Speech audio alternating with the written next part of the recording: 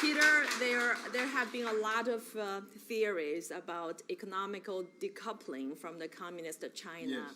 What is your theory about economical decoupling, and how will it affect our mission of taking down the Chinese Communist Party from the American economical standpoint?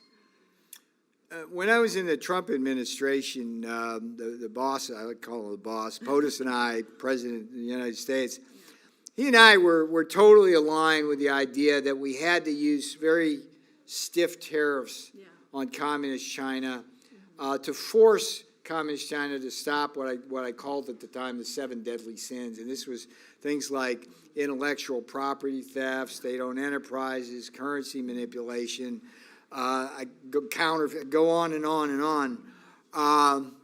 And there was a faction inside the White House, they call it the globalist Wall Street transactionalist faction. Yeah. People like Steve Mnuchin, Larry Kudlow, Gary Cohn before him. These are all Wall Street guys who leech off the workers of the world. Globalist. Yeah, and they fought to somehow try to come up with a trade deal with China. I always argued from the get-go that it was a mistake, that whatever they would agree to, they would never fulfill.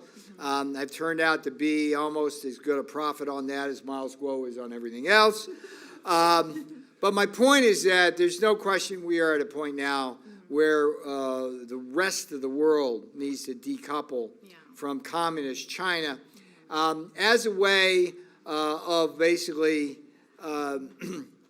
raising up the manufacturing base, the defense industrial base, and middle class of this country, and stop feeding the Chinese communist beast. Yeah. One of the equations you have to understand, and this was frightening when I looked at these numbers, the trade deficit that American consumers run with the Chinese Communist Party is almost exactly equal to what? Their military budget. Wow. So we are in effect paying the Chinese Communist Party to build up the missiles that are aimed at Taiwan, the missiles that are aimed at our naval fleets, the submarines that they're building.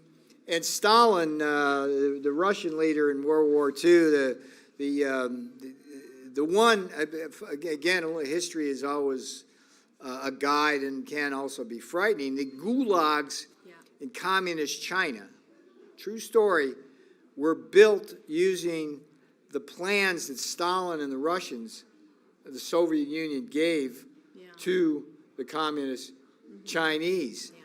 And we have to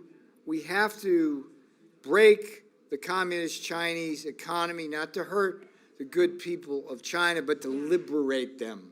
To liberate them, because otherwise we are going to continue this status quo of communist China building up wealth at the expense of the rest of the world, squandering wealth because of their evil system. And there's a collapse coming there, mind you. There is a collapse coming there. But between now and that collapse, there's just so much damage that the CCP is doing to the people of China as well as the rest of the world. Yeah, absolutely.